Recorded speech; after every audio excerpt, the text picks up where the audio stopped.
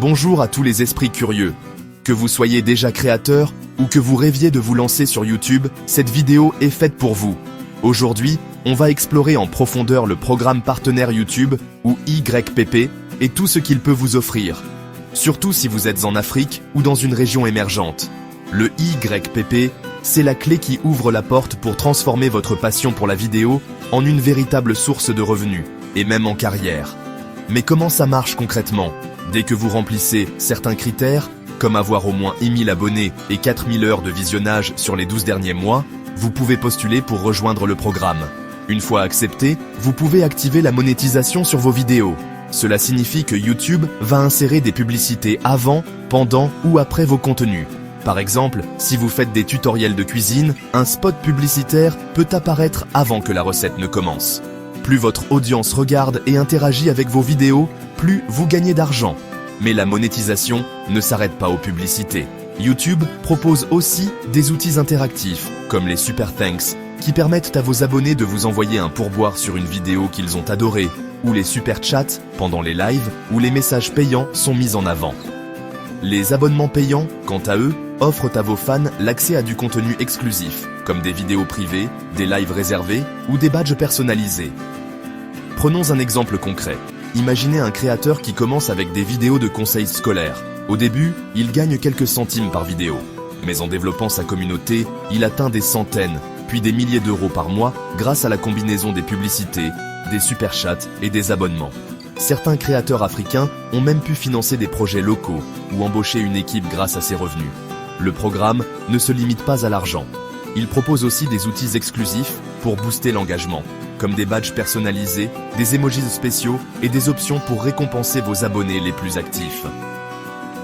Par exemple, un abonné fidèle peut recevoir un badge unique à côté de son nom, ou accéder à des emojis créés spécialement pour votre chaîne.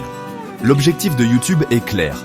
Motiver les créateurs à produire du contenu de qualité, tout en partageant les revenus publicitaires générés par votre travail. C'est un système gagnant-gagnant. Plus vous innovez et fidélisez votre audience, plus vos revenus augmentent, et plus YouTube attire d'annonceurs. C'est un véritable partenariat. Vous apportez la créativité et l'authenticité. YouTube fournit la plateforme, la technologie et l'accès aux annonceurs du monde entier. Par exemple, une marque internationale peut diffuser ses publicités sur votre chaîne, même si vous êtes basé à Dakar, Abidjan ou Kinshasa. Mais attention, rejoindre le YPP implique de respecter des règles strictes. Il faut suivre les politiques sur les droits d'auteur, la monétisation et les règles de la communauté pour garantir un espace sûr et équitable pour tous. Par exemple, utiliser une musique sans licence peut entraîner la démonétisation de votre vidéo, voire un avertissement sur votre chaîne. En cas d'infraction, YouTube peut démonétiser une vidéo, voire suspendre une chaîne. Il est donc essentiel de bien comprendre et respecter ces règles pour éviter les mauvaises surprises.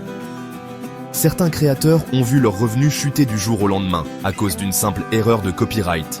En résumé, le YPP, c'est bien plus qu'un simple bouton pub. C'est un engagement professionnel, une opportunité de bâtir une carrière sur YouTube, avec des avantages uniques, mais aussi des responsabilités à ne pas prendre à la légère. Si vous êtes prêt à investir du temps, à apprendre et à respecter les règles, alors le programme partenaire YouTube peut vraiment changer votre vie. Avant de plonger dans le sujet principal, si vous avez appris quelque chose ou si vous appréciez ce contenu, pensez à liker la vidéo et à laisser un commentaire. Et si vous n'avez rien à ajouter mais souhaitez soutenir la chaîne, écrivez simplement « savoir » en commentaire.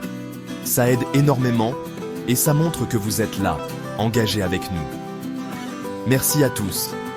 Prêts à franchir le pas ? Pour rejoindre le YouTube Partner Programme, ou YPP, il ne suffit pas simplement de publier des vidéos.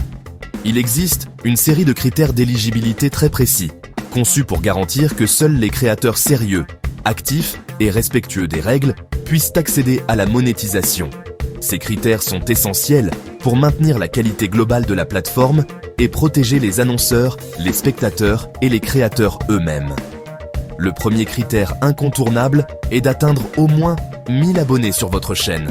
Cela prouve que vous avez su fédérer une communauté autour de votre contenu. Ensuite, il faut cumuler 4000 heures de visionnage sur vos vidéos longues au cours des 12 derniers mois. Par exemple, si vous publiez régulièrement des tutoriels ou des vlogs, chaque minute regardée par vos spectateurs compte pour ce total. Un créateur qui publie une vidéo de 10 minutes vue 24 000 fois atteindra ce seuil. Si vous êtes spécialisé dans les formats courts, comme les YouTube Shorts, le critère change. Il vous faut toujours 1000 abonnés, mais aussi 10 millions de vues sur vos shorts au cours des 90 derniers jours. Cela peut sembler énorme, mais la viralité des shorts permet parfois d'atteindre ce chiffre en quelques semaines, surtout si une vidéo devient tendance. Par exemple, un créateur de contenu humoristique peut voir un de ses sketchs dépasser le million de vues en quelques jours. Une fois ces seuils atteints, votre chaîne n'est pas automatiquement monétisée. Elle passe par un examen approfondi mené par l'équipe YouTube. Cette étape consiste à vérifier que vous respectez les règles de la communauté, les droits d'auteur et les politiques de monétisation. Par exemple, si vous utilisez de la musique protégée sans autorisation ou si vos vidéos contiennent des propos inappropriés, votre demande peut être rejetée. Il est donc crucial de bien lire et comprendre les directives de YouTube avant de postuler. Si votre demande est refusée, pas de panique. YouTube vous explique généralement les raisons du refus, ce qui vous permet de corriger les problèmes identifiés. Vous pouvez ensuite soumettre une nouvelle demande après 30 jours.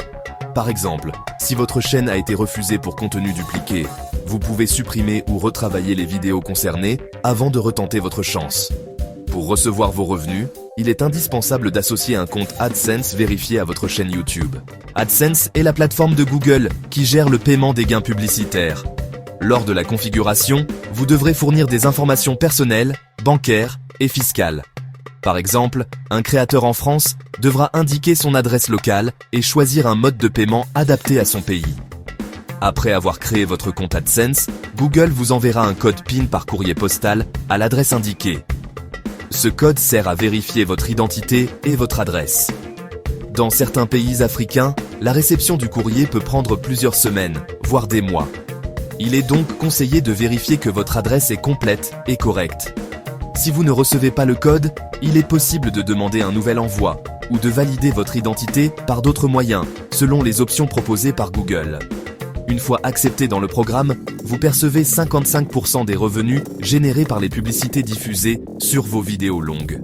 Par exemple, si une vidéo génère 1000 $ de revenus publicitaires, vous recevrez 550 $, le reste allant à YouTube pour couvrir les frais de plateforme et de service. Pour les shorts, la répartition des revenus est un peu différente. Les revenus proviennent d'un fonds commun alimenté par les publicités diffusées entre les shorts. Le montant que vous recevez dépend de la performance de vos vidéos et de la taille de votre audience. Par exemple, un créateur dont les shorts totalisent 20 millions de vues sur un mois touchera une part plus importante que celui qui en totalise 1 million. Les paiements sont effectués chaque mois, à condition d'atteindre le seuil minimum de 100 $ sur votre compte AdSense. Si ce montant n'est pas atteint, le solde est reporté au mois suivant.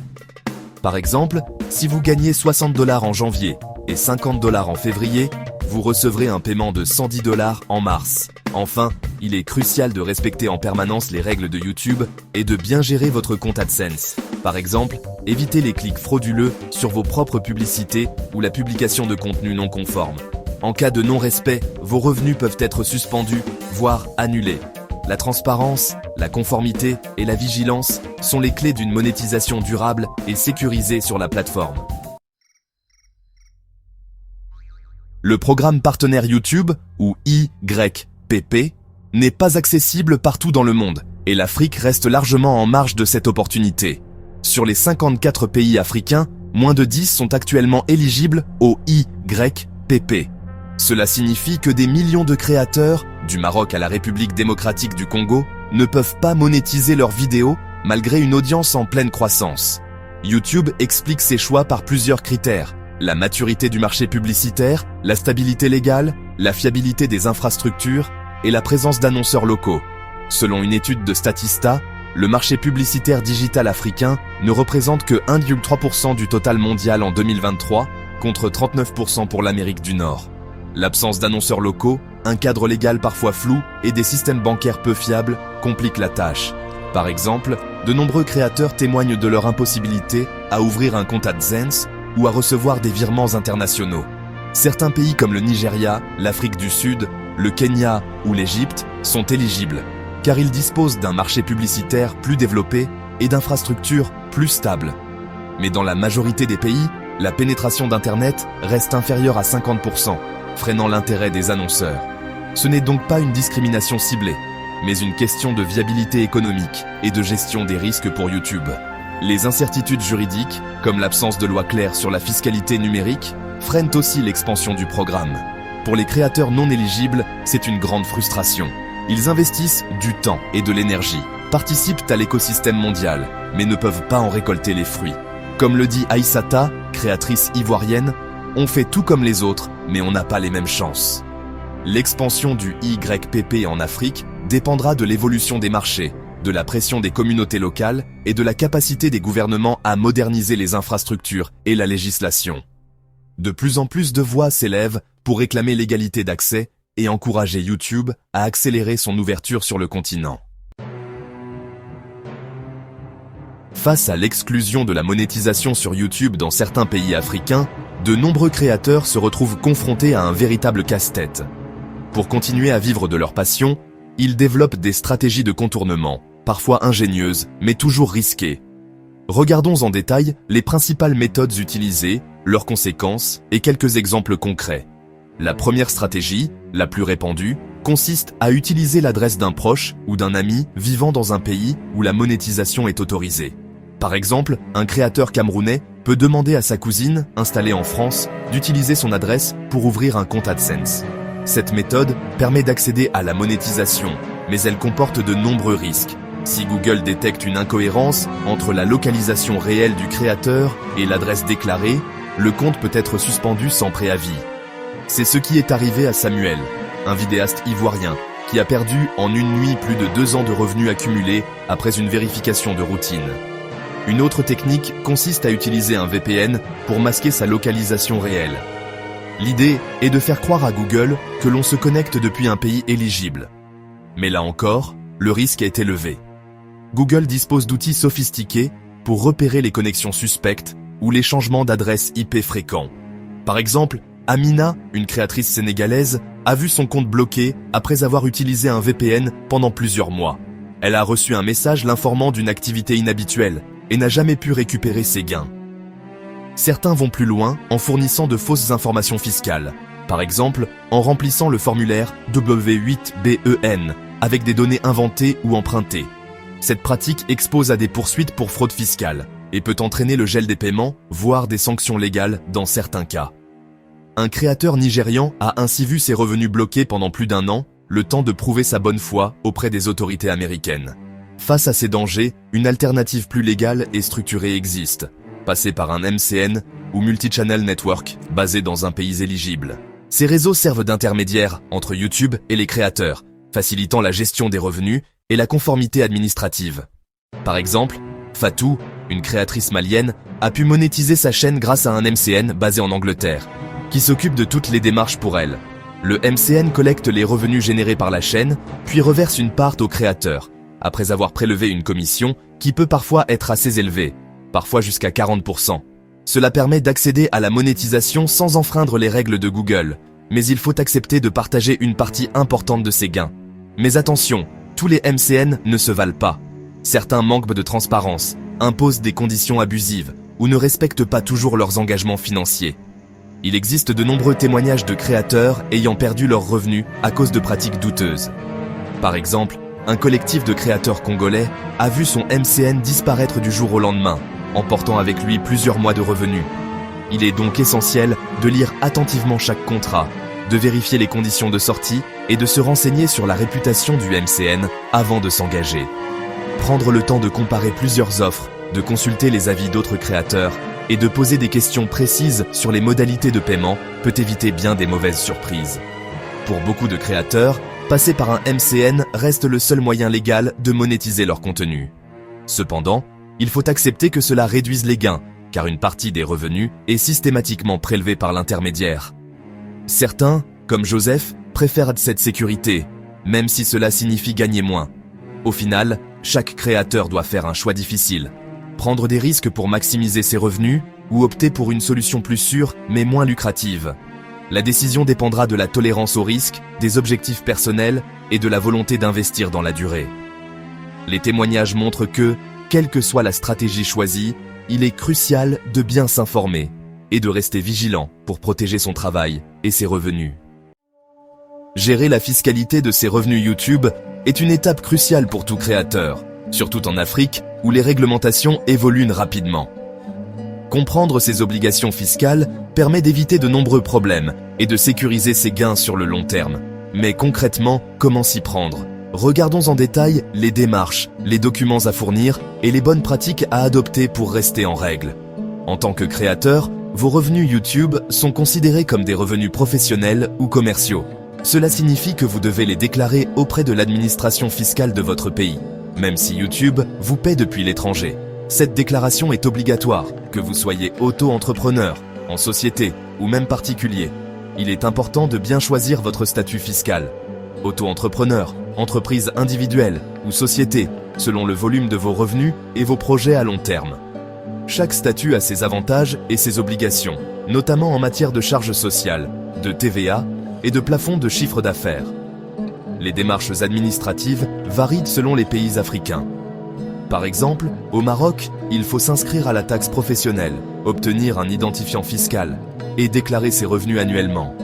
En Côte d'Ivoire, il existe un régime simplifié pour les petits entrepreneurs, avec une déclaration trimestrielle ou annuelle selon le chiffre d'affaires. Au Sénégal, la déclaration peut se faire en ligne via le portail de la Direction générale des impôts et domaines, ce qui facilite grandement les démarches. Certains pays exigent aussi l'ouverture d'un compte bancaire professionnel dédié à votre activité de créateur.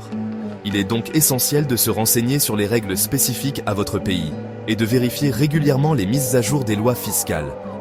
Pour déclarer vos revenus, il faut généralement conserver toutes les preuves de paiement reçues de YouTube, comme les relevés bancaires, les rapports AdSense et les factures éventuelles. Il est conseillé de tenir une comptabilité simple, même si vous débutez, afin de justifier vos revenus en cas de contrôle. Utilisez un tableur ou un logiciel de gestion pour enregistrer chaque paiement, la date, le montant et la provenance.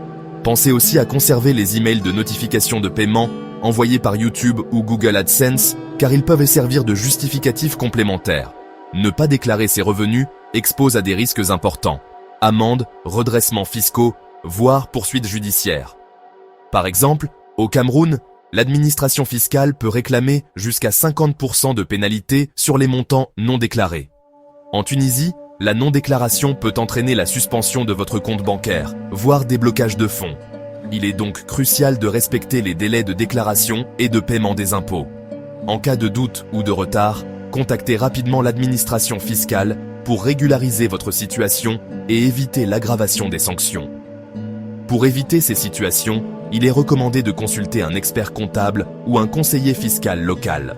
Ces professionnels peuvent vous aider à choisir le meilleur statut, à remplir correctement vos déclarations et à optimiser votre fiscalité.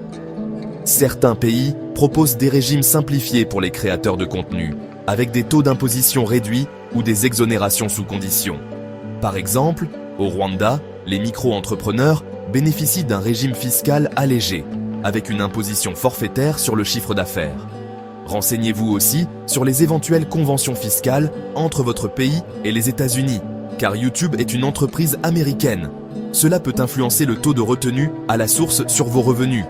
En résumé, la fiscalité des revenus YouTube en Afrique demande rigueur, anticipation et organisation. Informez-vous sur les obligations de votre pays, tenez vos comptes à jour et n'hésitez pas à demander conseil à des professionnels.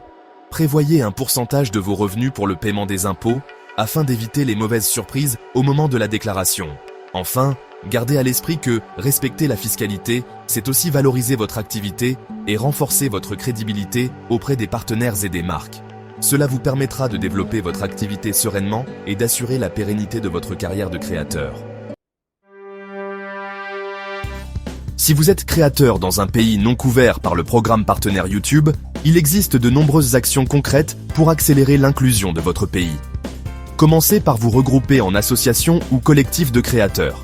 Cela donne du poids à vos démarches et facilite la coordination d'actions collectives. Lancez des campagnes sur les réseaux sociaux. Créez des hashtags comme hashtag YPP pour tous ou hashtag YPP Afrique. Organisez des challenges vidéo et partagez vos histoires BI pour sensibiliser la communauté. Organisez des événements physiques ou virtuels, webinaires, ateliers ou rassemblement pour informer et mobiliser d'autres créateurs et le public.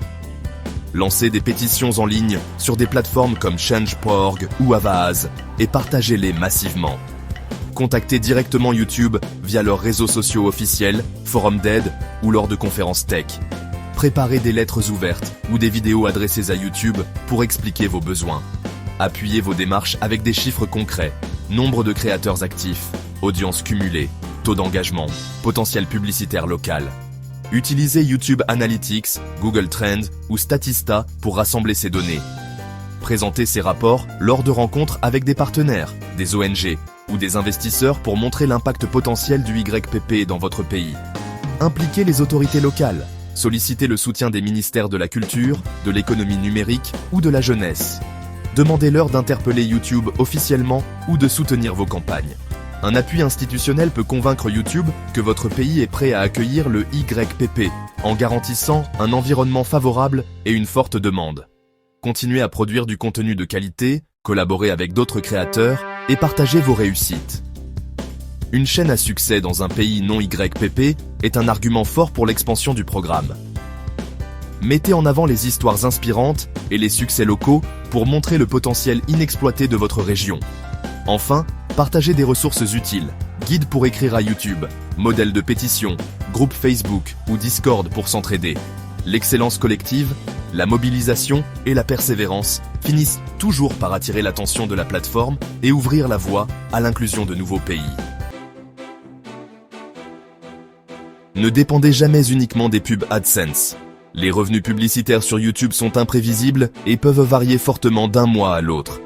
Par exemple, une vidéo virale peut booster vos gains, mais une baisse de CPM ou une démonétisation soudaine peut tout faire chuter. De plus, YouTube peut modifier ses règles de monétisation à tout moment. Pour sécuriser vos revenus, il est essentiel de diversifier vos sources. Le marketing d'affiliation est une excellente option. Par exemple, en recommandant du matériel vidéo ou des livres via des liens Amazon ou Jumia, vous touchez une commission à chaque vente générée par vos liens. Astuce: intégrez vos liens dans la description et mentionnez-les en vidéo pour maximiser les clics. Les partenariats de marque sont une autre source majeure. Vous pouvez collaborer avec des entreprises pour présenter leurs produits ou services. Par exemple, un créateur tech peut tester un nouveau smartphone ou une chaîne cuisine peut promouvoir des ustensiles. Négociez vos tarifs selon la taille et l'engagement de votre audience. Pour attirer les sponsors, soignez votre niche et vos statistiques. Plus votre audience est ciblée et engagée, plus vous serez attractif pour les marques. Pensez à préparer un Media Kit avec vos chiffres clés. Vendre vos propres produits ou services est aussi très rentable. Lancez une boutique de t-shirts, proposez des e-books, des formations en ligne ou du coaching.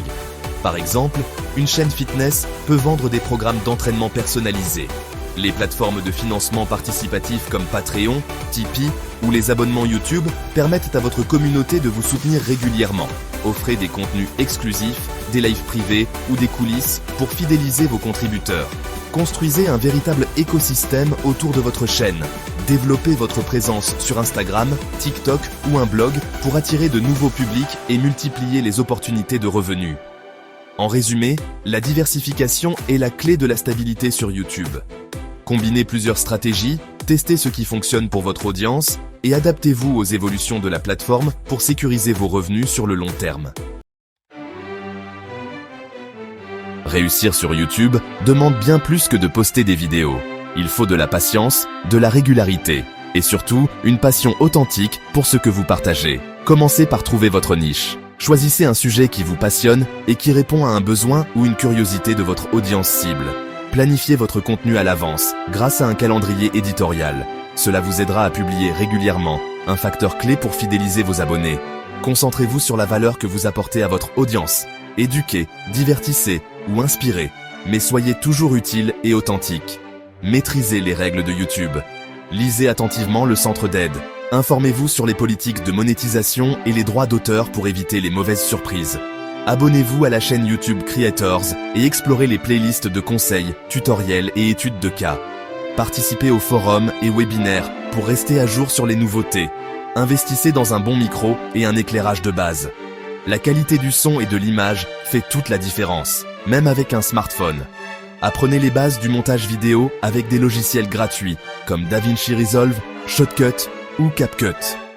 De nombreux tutoriels sont disponibles sur YouTube pour progresser rapidement.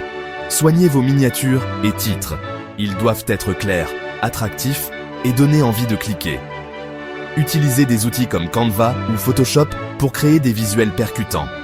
Analysez vos statistiques dans YouTube Studio.